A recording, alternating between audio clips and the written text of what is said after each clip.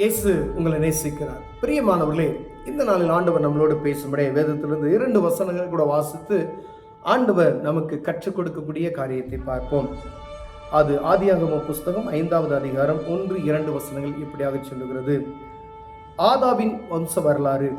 தேவன் மனுஷனை சிருஷ்டித்த நாளிலே அவனை தேவ சாயலாய் உண்டாக்கினார். அவர்கள் ஆணும் பெண்ணுமாக சிருஷ்டித்து அவர்களை ஆசீர்வதித்து அவர்களை சிருஷ்டித்த நாளிலே அவர்களுக்கு மனுஷர் என்று பெயரிட்டார். ஆதாம் 130 வயதான போது தன் சாயலாக தன் ரூபத்தின்படியே ஒரு குமாரனை பெற்று அவனுக்கு சேத் என்று பெயரிட்டான். பிரியமானவர்களே, ஆதாமின் வம்ச வரலாறுன்னு சொல்லி ஆண்டவர் சொல்றாரு, தேவன் மனுஷனை சிருஷ்டித்த நாளிலே அவனை தேவ சாயலாக சிருஷ்டித்தார், உண்டாக்கினார். தேவ சாயல் மனிதனுக்கு நம்முடைய சாயல். பேரண்ட்ஸை பார்த்தீங்கன்னா அப்பா மாதிரியே சாயலாக இருக்கான் அப்படின்னு சொல்லுவோம் பார்த்தீங்களா? அதே போல தான் நாம் ஆண்டவருடைய சாயலாய் படைக்கப்பட்டிருக்கிறோம் என்று வேதம் சொல்லுகிறது. பிரியமானவர்களே, அப்போ எவ்வளவு மேன்மை உள்ள மனிதர்களை நாம் பார்த்துங்க. மனிதர்களுக்கு அவ்வளோ மேன்மை ஆண்டவர் கொடுத்திருக்கிறார். நாம் தேவ சாயலாய் படைக்கப்பட்டிருக்கிறோம் பிரியமானவர்களே. ஏன்னா அவருக்கு பிரியமாய் ஆண்டவர் அவ்வளவு நம்மளை நேசிக்கிறது நிமித்தமாய் நம்மளை உருவாக்கினது. அவர் பார்த்து நம்மளை அவருடைய சாயலாய் படைத்து அவருடைய ஜீவ சுவாசத்தை கொடுத்திருக்கிறாராம். பார்த்துங்க, அப்போ ஆண்டவர் நம்மளை எவ்வளவு மேன்மையுள்ள மனிதர்களாய் நம்மளை வைத்திருக்கிறார். ஆனால் நம்ம ஆண்டவருக்கு எவ்வளவு உண்மையுள்ளவர்களாய் இருக்கிறோம் என்பது நம்ம இருதயத்துக்கு தான் தெரியும்.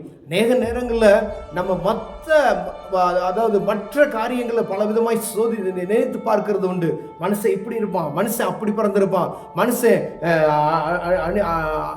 அபிபாவா அதிலிருந்து சொல்ல வந்திருப்பான், மனுஷன் குரங்குலேருந்து வந்திருப்பான். பல விதமான காரியங்களை சொல்லு சயின்டிஸ்ட் அவர்கள் ஒரு மாதிரி பேசிக்கொண்டு இருக்கிறார்கள். ஆனால் மனிதன் தேவ சாயலாய் படைக்கப்பட்டான். உலகத்தில் இருக்கிற அனைத்து, ஒருவேளை ஆப்பிரிக்காவில் இருக்கிற ஒரு மாதிரியும், அமெரிக்காவில் இருக்கிற ஒரு மாதிரி, இந்தியாவில் இருக்கிற ஒரு மாதிரி அப்படி கிடையாது. உலகத்தில் இருக்கிற அனைத்து மனிதனும் முதல் மனிதன் நமக்கு தெரிந்தது ஆதாம் தான். ஆதாமை அவர் உருவாக்கின பொழுது முதல் சன்னதி, முதல் மனிதன் அவன் தேவ சாயலாக படைத்தார், ஆணும் பெண்ணுமாக படைத்தார் என்பதை பார்த்திருக்கிறோம்.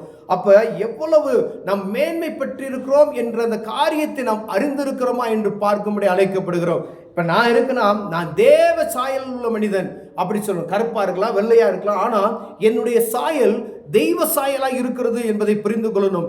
என்னுடைய தெய்வ சாயலை கொண்டு போய் வேற ஒரு காரியத்துக்கு ஒப்பிடாதபடிக்கு நம்மை கர்த்தர் காக்கும்படியாக அழைக்கப்படுகிறோம். பிரியமானவர்களே, அநேக நேரங்களில் நாம சொல்றோம், ஒரு சில படங்கள் போட்டிருப்பாங்க பார்த்தீங்களா, குரங்கு நடந்து வர மாதிரி அப்படியே எந்திரிச்சு நடந்து போன மாதிரி போட்டிருப்பாங்க.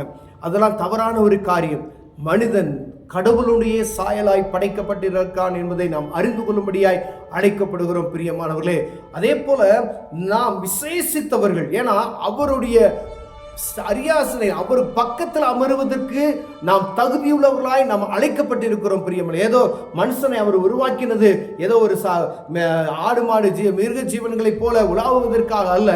அவைகளெல்லாம் நீ ஆண்டுகொள் என்று சொல்லி அதிகாரத்தை கொடுத்த தேவன், இதெல்லாம் உனக்கு கீழ்பட்டு இருக்கணும், நீ அது பூரா அடக்கி ஆண்டுகொள்ளும் மிருக ஜீவன்கள் உனக்கு உணவாக இருக்கட்டும் அப்படின்லாம் ஆண்டவர் சொல்லிட்டாரு. ஆனா ஆண்டவர் நம்மை அழைத்ததின் நோக்கம் அவரை மேன்மைப்படுத்த முடியாது. ஏன்னா அவரை ஆராதிக்கும்படியாய் வைத்திருந்த தூதர்கள் அவரை மகிமைப்படுத்தாதபடிக்கு பெருமையில் தள்ளப்பட்டு போன தூதனான விடிவெள்ளி நட்சத்திரம் என்று சொல்லப்படுகிற பூமியில தள்ளப்பட்டு விட்டான். அவனுக்கு பதிலாக ஆண்டவர் அவருடைய சாயலாக நம்மை உருவாக்கி அவருடைய நாமத்தை உயர்த்தும்படியாய் நாம் தெரிந்து வைத்திருக்கிறார். பிரியமானவர்களே, நாம பரலோகத்தில் அவரோடு கூட இருக்கக்கூடிய ஒரு அந்தஸ்தை நமக்கு கொடுத்திருக்கிறார். எத்தனை பேர் அதை நாம் அறிந்திருக்கிறோம் என்பதை தெரியாது. ஏன்னா அவனுக்கு கிடைக்க வேண்டிய ஸ்லாக்கியத்தை கிடைக்க கூடாதபடிக்கு அவன் என்ன நினைச்சு பார்த்தான், ஆண்டவரை போல அப்படியே அந்த சிங்காசனத்தில் உட்காரணும், அவரை போல இருக்கணும்னு சொல்லி அவன் உயர்ந்து அவன் மேட்டுமையை கொண்டு வந்தான். ஆண்டவர் அவனை பூமியில தள்ளி போட்டார். தள்ளப்பட்ட தூதன் அவன் தான் லூசிஃபர் என்று நாம் சொல்லுகிறோம். பிரியமானவர்களே, அவன் பெரிய இசைக்கருவிகளை மீட்டு ஆண்டவருடைய நாமத்தை எப்பொழுது மகிமைப்படுத்தி கொண்டே இருப்பவன். சற்று அவன் என்ன செஞ்சுட்டான், ஆண்டவர் போல இருக்கணும்னு நினைச்சான். ஆண்டவர் அவனை தள்ளிவிட்டார். ஆனா ஆண்டவரை போல இருக்கணும்னு தள்ளிவிட்டார். ஆனால் நம்மை தேவ சாயல்ல படைத்து அவர் பக்கத்துல, வலது பக்கத்துல இடது பக்கத்துல அரியாசனில் அமரத்தக்கதான ஒரு அனுக்கிரகத்தை உண்டாக்கி இருக்கிறார் என்பதை நாம் அறிந்து கொள்ளும்படி அழைக்கப்படுகிறோம். ஏன் இந்த பூமியில இருக்கிற மனிதனை தெய்வத்தை அறிய விடாதபடிக்கு எப்படியாவது இவனை பாதாளத்துக்கு தள்ள வேண்டும் என்பது ஒருத்தனுடைய நோக்கம். ஏன்னா அவனுக்கு கிடைக்கக்கூடிய ஸ்லாக்கியத்தை எனக்கு கிடைக்காம இந்த அற்பமான மனிதர்களுக்கு கொடுத்து விட்டாரே கடவுள் என்று சொல்லி எவ்வளவு அவனோடு சேர்ந்து வந்த தூதர்கள் இந்த பூமியில் இருக்காங்கல்ல, அவங்க எல்லாம் சேர்ந்து பாவத்துக்குள்ள மனிதனை எப்படியாவது விழுத்தலணும், அந்த பரம ராஜ்யத்துக்குள் உள்ளே நுழையாதபடிக்கு தடுத்து நிறுத்தணும் என்றது அவன் வெறித்தனமாய் போராடி கொண்டு இருக்கிறதை பார்க்க முடிகிறது. பிரியமானவர்களே, அநேக நேரங்களில் நம்ம சிந்திக்கிறதுல இந்த பிசாசு என்று சொல்லுகிறோமே, அவன் யார் என்றால் ஆண்டவரை மகிமைப்படுத்தி கொண்டிருந்த ஒரு மனிதன், தூதன். அவனை ஆண்டவர் தள்ளிவிட்டார்.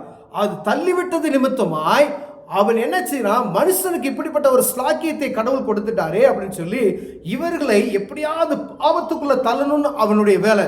அவன் எல்லாரும் நம்மளை பாவத்துக்குள்ள தள்ளி எப்படியாவது அந்த பரலோகத்துக்குள்ள போகக்கூடாது, அவரோடு போய் அமர வைக்க கூடாது இவர்களை என்று சொல்லி, எனக்கு கிடைக்காத இந்த மேன்மையை ஒருவனுக்கு கிடைக்கக்கூடாது, இந்த மனுஷனுக்கு கிடைக்கக்கூடாதுன்னு சொல்லி இங்கு அவர்களை மயக்கி வைத்திருக்கிறான். பிரியமானவர்களே, ஆண்டவரால் விசேஷமாய் நாம் படைக்கப்பட்டவர்கள் என்பதை நாம் அறிந்து கொள்ளும்படி அழைக்கப்படுகிறோம்.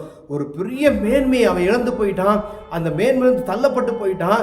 ஏன்னா பெருமை நிமித்தம் தள்ளப்பட்டு போனான்.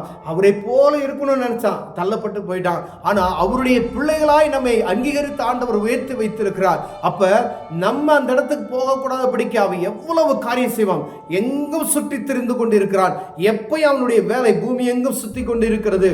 எல்லா மனிதனை பாவத்துக்குள்ள தள்ள வேண்டும் என்பதே அவனுடைய பயங்கரமான நோக்கமாயிருக்கிறது. இது கடைசி காலம், எல்லாம் கூடுமானால் தெரிந்து கொள்ளப்பட்டவர்களே வஞ்சிக்கப்படுகிற காலம் என்று சொல்லப்படுகிற ஒரு காலத்தில் நாம் வாழ்ந்து கொண்டு இருக்கிறோம். பிரியமானவர்களே, அப்ப நல்ல வேதத்தை அறிந்தவர்களையும் அவன் என்ன செய்வானா, பாவத்துக்கு நேராக தள்ளிவிடுவான் என்று வேதம் சொல்லுகிறது. பிரியமான, எவ்வளவு ஜாக்கிரதை உள்ளதாய் நாம் காணப்பட அழைக்கப்படுகிறோம். கர்த்தர் நம்மை காக்கும்படியாய் ஒவ்வொரு நாளும் ஜெபித்து விட்டு வெளியே செல்ல வேண்டும். பிரியமானவர்களே, அப்ப அந்த மேன்மையான காரியத்தை நாம் அறிந்திருக்கிறோமா?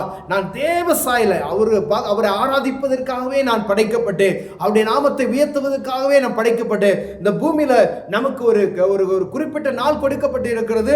அதற்கு பின்பதாய் அந்த பரலோகத்துக்கு நாம் கடந்து செல்வதற்கான அந்த நாட்கள் வரும். பிரியமானவர்களே, அங்கு ஆண்டவரோடு அப்படி தேவ தூதர்களை போல நாம் இருப்போம் என்று வேதம் சொல்லுகிறது. அப்ப அந்த இடத்துக்கு நம்மளை போகக்கூடாது. இவன் பூமியில இருந்து மனிதனை பூரா என்ன செய்யறான், பாவத்துக்குள்ள தள்ளி நரகத்துக்கு எப்படியெல்லாம் ஆட்சேர்க்கணுமோ அப்படி சேர்த்து கொண்டு இருக்கிறான். பிரியமானவர், ஒருவேளை நம்ம எந்த நிலையில இருக்கிறோம், இதை புரிந்து இருக்கிறோமா என்று பார்க்கும்படி அழைக்கப்படுகிறோம். நான் தேவ சாயலாய் படைக்கப்பட்டு இருக்கிறேன்.